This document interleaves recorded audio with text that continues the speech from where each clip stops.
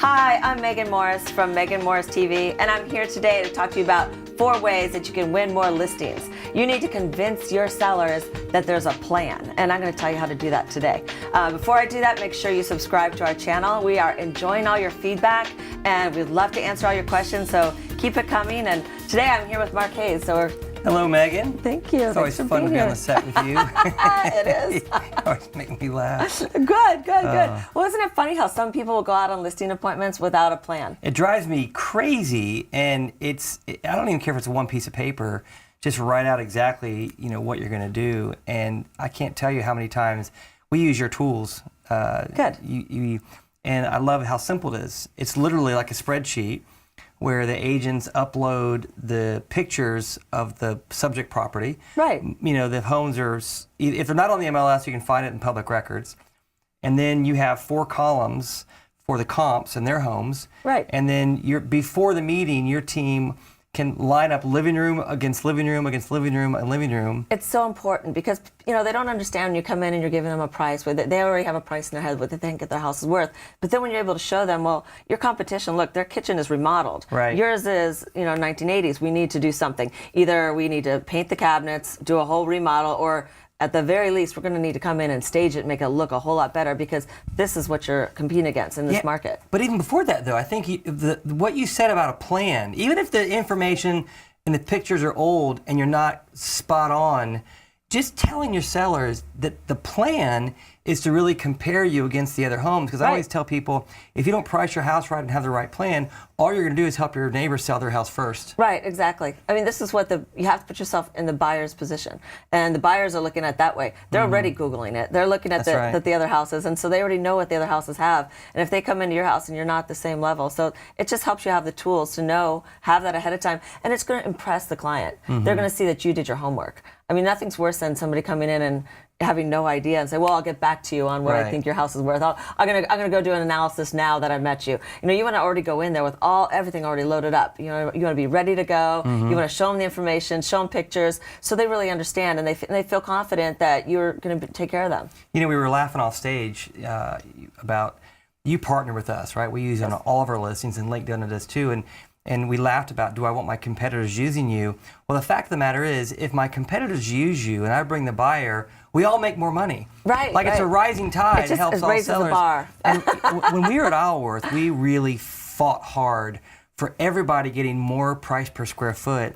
And if everyone's not on board using, and I don't mean just a stager, I mean using a merchandiser and having a plan, it really, if all the homes had if you did all the homes, then it really would boil down to who emotionally wanted that home more, right? Right. But it's so sad when you see these homes that don't have a plan, that don't use your services, and you're like, what a shame. That house should have gone for $400 a square foot, and it went for $385. Right. And that's all that money on the table. Right. So, what'd you say? If you have a plan, you have a plan to fail. Yeah, plan to fail. So make sure, so that's number 1. That was number 1. What's number 2? What's the second? You have to have a plan. So during the appointment, you need to have a room chart. So we want to go through and have each room scheduled out so you can show the client, here's what your neighbors look like. This is what their house looks like. The primary rooms, this is a competition. So they really can see it. I mean, it's such a visual thing. You can't just explain it to them. I think you really need to show them. You have a graphic that we pass out in our meetings where not all rooms are equal. Right. And I think it looks like you referenced the National Association of Realtors. Yes, correct. And I think the number 1 room is a living room. And walk me through kind of how you rank rooms when you go on listing presentations. Well, there's certain rooms that are more important to people. I mean, historically, the kitchen, you want the main areas. The master bedroom is really important. I mean, it sounds funny. The other bedrooms, it's not as important, but you still want them to look nice. But there's certain rooms that definitely weigh heavily on the decision on where you should remodel first. That's why a lot of people will remodel the kitchens and bathrooms first, because that's so important.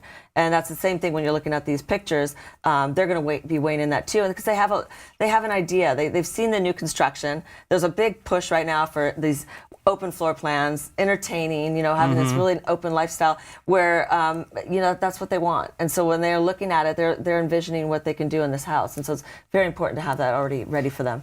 So your room chart aside, I know that helps you with the staging, but as a broker, the way I use your room chart and the way I make our agents use it, you'd be shocked how many people don't have a plan for how to show the house. Right. And so I tell people, we use your tools, we use your chart, and I tell the agent, tell the seller what room. Well, first of all, I tell them, ask the seller what's the best room in the house. Like, get information from them. Right. And then number the rooms according to which ones you want to show first, and show your sellers that you have a plan, like a coach, right, of how you're going to. So I don't use your room chart so much to sell the staging, because that's your job. I use your tools to teach my agents how to do a showing. Right. And the sellers love that, by the way. And also, when you show up at the house, nothing that makes a seller angrier is when you fly through it. Because if the sellers don't think you have a plan, they just walk through as fast as they can. But particularly in luxury, because they like to control the thing. But if you go to a showing and you say, look, this is what we're going to do. We're going to walk these 7 rooms. We're going to look at this, this, and this. And you give the buyers your tools that say Megan Morris, national renown, all these credentials. Then it's almost like you've hired a professional to show it. And we call those structured showings. So that's how we use your tools on that one. Any company, any well-known company is merchandising that way. You know, every car company, anything big, and you go to the mall, the best stores. I mean, look at what they do with their windows. I mean, it's not overdone. It's done just right. The lights are right. Everything looks clean. And I don't know why it looks better, but you do. It's like, you know. So everything is. I mean, this gets us to the third point, which is the language to use. And there's certain points like this is your biggest asset. I mean, a lot of people, when they go to sell something else, they don't.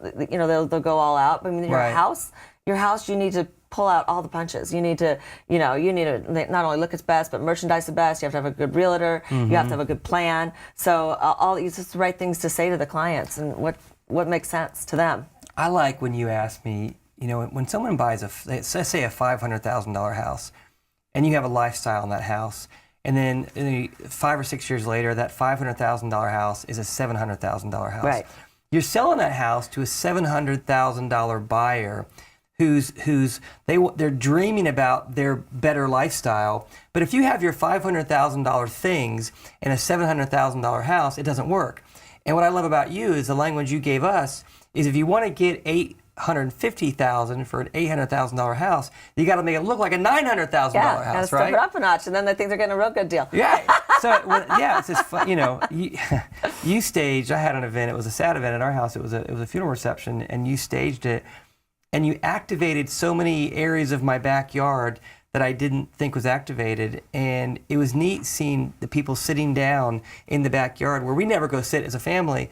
But what happened there is people enjoyed the backyard more, and it was a richer feeling. And so I didn't mention this earlier, we use the charts, your floor plan charts. Right. And we look at the places where you say, sit down, and we'll put water, or we'll put cookies, or we'll put something there, you know, a pad or pencil, take notes, right? Right. And so a lot of times I don't memorize your language. I literally include your language, like your book, these books back here. We give those books out on showings. Right. Well, we want to be your partner. That's why we love working with realtors. We like to give them all the information so they can use it and show that they're a better realtor, that they use all the tools that are out there. Well, what bothers me, and you know, this is why I don't mind. I love when our competitors hire you because we make more money on the buy side. There's no app for what you do. It's so funny. Technology now, right? All this disruptive technology, it's ridiculous. And these people that get into staging that literally go to IKEA and they buy furniture and they're just filling space. That's not merchandising. I just watched an hour-long session on technology and real estate. And if you add up all the technology companies combined, they're still touching less than 20% of the industry, right? And what the technology companies found is that this business, more than any other business, is a human emotion business where negotiation matters. And one of the things I also love about your plans is you write out not only the couch, but the name of the couch. That, you know, it's Bernhardt, or that's, you know, these famous names. And we use that in like it goes with the house. And a lot of times we'll sell your furniture with the house. Sure. Well, it's always available. Yeah. And then the other important part of it is you have to follow up. So you might give them all the proper groundwork. If you go into the appointment and you've got it all down, you've given them all the information, then you also have to make sure you follow up with them. So it's very important to go the whole full circle. You drop off so many gifts with us. Yeah. Sarah, I'm gonna tell the truth. We give your gifts away to our clients. Give them to your clients. We want you to. Yeah, that's what we do. I feel bad sometimes because you're like, where are all the gifts we gave you?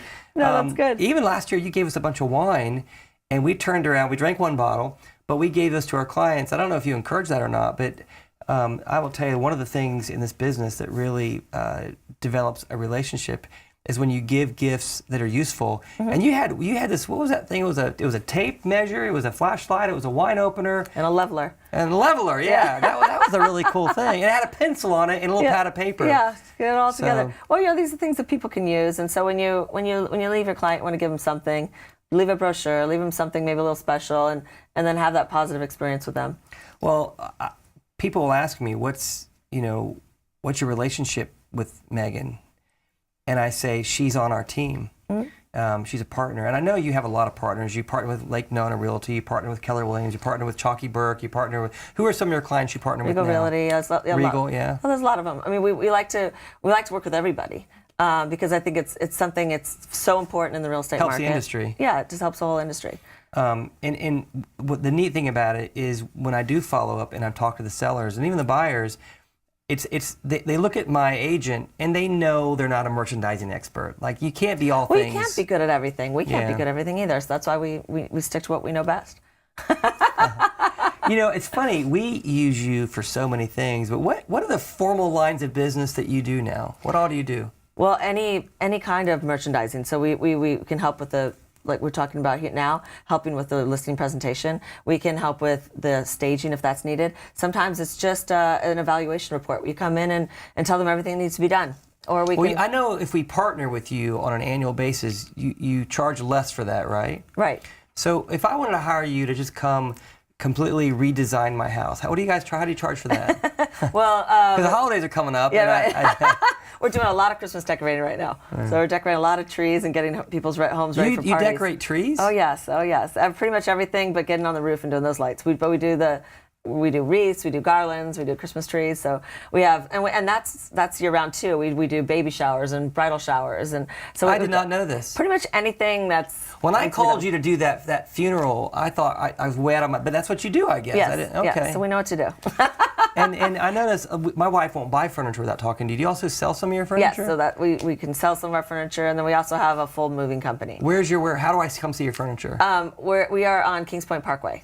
So 6450 Kings Point Parkway. And you have a warehouse there. Yes. Now, can the public come there and get stuff? It's probably easiest to make an appointment so it can be, have somebody, make sure we have somebody there to show them around. But most of the time we're out and about working. Now, I know you've been featured on national television and you are everywhere all the time. I see you everywhere on social media. Tell us about your team, because I know usually it's Samantha or Lauren or who will Wendy, come. Yes, yeah. It depends on what we're going out for. It's usually Lauren if it's a staging consultation, and Wendy if it's a moving consultation. But we have a lot of people in the office that are there to help and answer questions. Pretty much anything you think of. We have people that come in with all kinds of questions. So we're here to help with just about anything. So your plan today: get more listings. Yes, get more listings. Be organized. Have a plan, and use us. Use our tools, because these tools are important and they're very easy. We already have them. So we'll give you the tools. We'll help you with that and be there for you. We'll be we'll be there to help your listing stand out. I guess if we don't get the listing, you don't get the job. We want more. Now people I see how we're connected at the hip. Yeah. That's right. That's good stuff. All right. Well, thank you, Mark. Thanks so much for being here today, and look forward to talking to you again soon. And thank you so much for subscribing, and keep up the comments, and we'll look forward to seeing you next time. Thank you so much.